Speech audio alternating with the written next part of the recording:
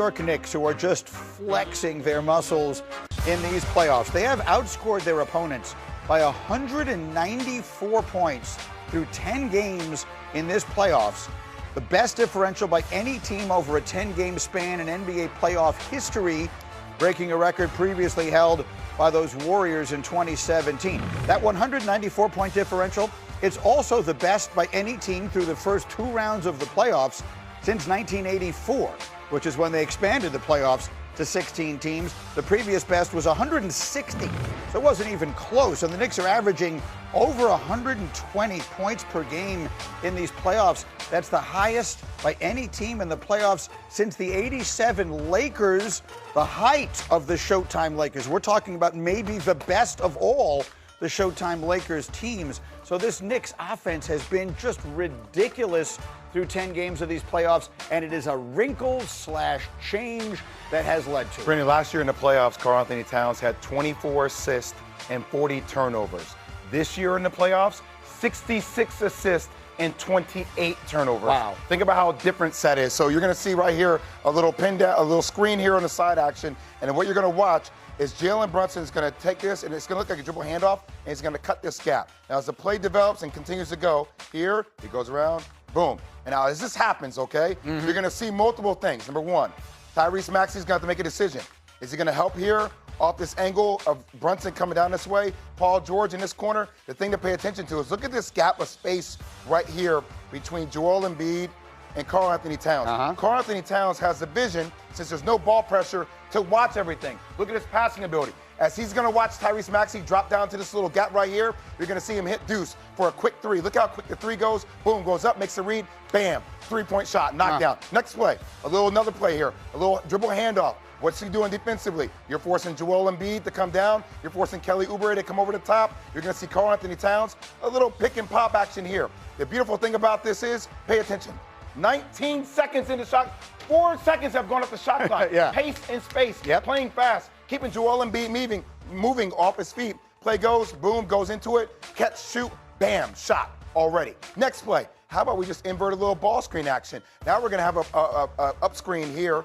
You're going to see a screen here coming off here. You're going to see you're going to see Karl-Anthony Towns come off. You're going to see Jalen Brunson make the right read, get to the corner, right? And look at, these are the kind of invert plays where you have a big in a pick and roll with a guard that can then pop out and shoot if he's available. Once again, forcing Karl-Anthony Towns to make the right read. Okay, Karl-Anthony Towns comes off the play, turns that corner by the screen, and now Joel Embiid has to come up.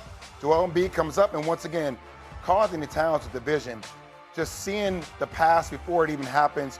Play keeps going, makes the right play, boom, makes the right read. Mitchell Robinson, bam. It was just play after play, spacing, inverting plays, Karl-Anthony Towns, DHOs, making the right read, and he was dissecting them left and right. That's an outstanding tape, and it's an outstanding illustration. We get Alan and Monica in here. I remember so vividly when Karl-Anthony Towns was coming out of college. He came into the studio, I think it was on the day of the draft or right around the week of the draft. He came into Bristol, where we used to do Mike and Mike, and he came and sat with Mike and me with his dad. And they talked about how he grew up playing point guard, that even though he was always the tallest, that he always had the ball in his hands, that he didn't want to be a big. He didn't want to have his back to the basket. He wanted to do all the stuff that you're showing him do, and he's always had the ability to do it because he had point guard skills, even though he is whatever he is, 7 feet tall or whatever it is. And so this is not something that they just discovered accidentally. This is something he's been wanting to do all his life. And if you think about what you're watching, it almost feels like when you watch Golden State play back in the day, I'm not saying the players are comparable or the same, because Karl-Anthony Towns has the shooting ability, but the way the Golden State uses Draymond Green and a lot of action, and the way Jalen Brunson is now playing off the ball, it makes you think about Golden State a little bit. So let me talk to Alan and Monica again a little bit about this, because it is a sea change, if you will, in the Knicks season. It almost feels like now there's everything that happened before Game 4 of the Hawks series and everything that has happened since. And what has happened since has been exactly what Jay just showed us. I'm sort of chuckling a little bit. It's fantastic, but I'm thinking about the paces of the entire season, And you've heard Mike Brown say all year that he's not a necessarily play call guy, he's more of a reads guy. Now, was there a little bit of friction over what the reads were, blah, blah, blah at this point, but you get here, and I think to Jay's point, that first play in particular that Jay pulled up, we went with the action that unfolded, but there's a whole nother set of reads that could have been happening on the opposite side of the floor. And so I think now what it has come to me is the accountability and the trust, not just player-wise, and of course guys are playing their best basketball at the right time, but also with the coaching staff, like really putting your guys in a position to be most successful. You have 7 straight games of shooting 50% or better. Yeah. Like, that's not something that you see. In the last 40 years, there's only one team that's done 8 games in a row, and that's the Phoenix Suns in 2022. Their first 8 games of the playoffs that year, they shot over 50%, and they went in the tank. That's something you don't want to see the Knicks do. But there's that, the efficiency part of it, so that certainly helps with the offense. But you mentioned it with Towns. Over those 7 games, he has 56 assists and 17 turnovers. So he's not turning the ball over, despite the fact that he's got the ball at the top. Is it Jokic-like, or is it more like the Golden State Warriors offense-like? I'm leaning more towards Warriors-like. It just seems like, especially because of Jalen Brunson off the ball. That's the biggest wrinkle of all to me, is him running around off screens that is now creating a lot of havoc for defenses that are trying to trap him or control him, because that's when the wings are really starting to feast off those passes from Towns. So the Knicks will go on. First, they'll hibernate for a little while. We're not going to see them for about a week, and it could wind up being more depending on how long the series between the Pistons and Cavs goes. But we'll have plenty of time to talk about them. Today's really sort of the day to finish up on the 76ers. There's so much to be said about that team. Look, and Wendy said it at the beginning of the conversation, for them to beat Boston, particularly with the history of the rivalry and all of that, like it's not nothing. It's an accomplishment. But then when you look at the way this thing went over these last 4 games, Jay, what thoughts went through your mind? Let me just start off with the barometer. Like, I am from New Jersey, like central New Jersey, so I spent a lot of time in Philly. What I know about Philly people are blue-collar, hardworking. They show up. They're one of the most loyal fan bases we have in all sports.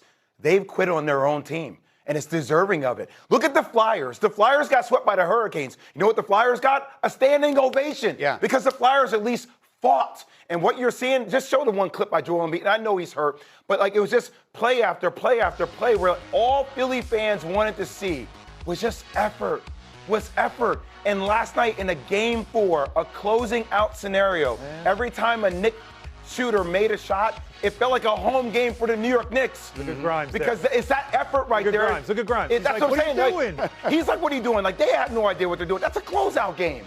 That's your leader. And that's why I just don't know. But is it?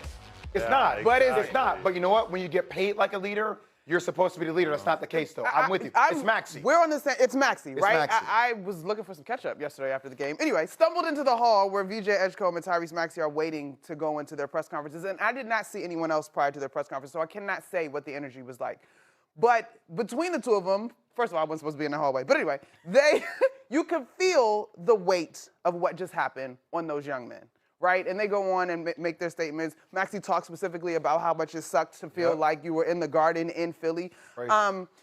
This is going to be a case study in many ways because, yes, the paper and the money and the payroll say one thing, but it is so clear that Tyrese Maxey is the guy that's going to have to rejuvenate and pull this franchise forward. Like, and everybody knows that. Am I the only one that's wondering how the hell did Boston lose to this team? Like, honestly, if you're in Boston and you're watching this, you say, not only did you lose to them in Game 7 on your home floor, you lost 3 straight games up 3-1. How is that possible against this defense with that guy on the floor, as we're showing you, who could not move? Well, I can't believe they lost that I'm not ready series. to do that. Why? I'm not ready to do that because, one, we all know that Boston's Achilles heel, if you will, when it comes to three-point shooting. And two, I was series with the Knicks thinking this was going to be a long series because it felt like Philly was figuring something out and getting better. But they emptied the tank versus Boston. That's how you lose. Joel Embiid, when he is playing well, which he did versus Boston, is still a force. This is what makes you mad in Boston. You relied so much on the 3 That's instead it. of forcing them to play drop coverage. That's because, it. hey, here's a secret. Joel doesn't know the rotations. There you go. He had no idea where to go defensively, and the Knicks picked on it and picked on it and picked on it, and Boston just took threes and let him just sit in the paint and not have to move. That's why you're mad in Boston. When all you do is shoot threes, you can lose games regardless of who you're playing. Exactly. You can be playing anybody if you're cold, and they got cold Live enough and die. times. I was just going to say one last thing on Philly, and then we could be done with it. Doesn't have to be the last one. Well, at some point, Bring it. We got plenty of time. when are we going to talk about the front office? That's it. And just let me, I'm not going to come up on TV and say somebody should be gone or not. But if you look at the last 3 years, so 23-24, they let go of James Harden. The next year they run it back. They don't get another superstar. Joel Embiid averages 34.7 points per game. They end up a 7th seed, first-round exit. The next year they sign Paul George, $200 million. Then they get Jared McCain. Jared McCain's playing well. He's hooping. They're playing well. So high. Still first-round exit, right? The next year, on the back end of that, they actually tank. Yeah. They tank to get the right draft pick. Yeah. Then they get B.J. Edgecombe. They get B.J. Edgecombe. Now they're playing well. You get to the trade deadline. Do you get somebody else? Do you lean all in when Indy's not there, when Giannis is not playing well, when Jason Tatum's hurt, when the East feels like it's open? No. You trade Jared McCain. Woo. And for draft picks. By the way, Jared McCain is shooting 81% from the three-point line right now versus the Lakers. Do you want me to keep going on? Isaiah Joe was on this damn team. Isaiah Joe is coming off the bench for OKC. Do you want me to keep going on? Shin Penny was on this damn team. Shin Penny is one of the best three-point shooters for the Spurs. Get him, That's Jay. all your depth. Right. All your depth. And now you're sitting here in purgatory with Joel Embiid. I'm just going to lay out the facts. You guys make the decision. Get him, Jay. That makes me stressed. That is a well laid out set of facts. That is Jay Will working himself into a lather, but I'm very frustrated. I think we all understand and appreciate it.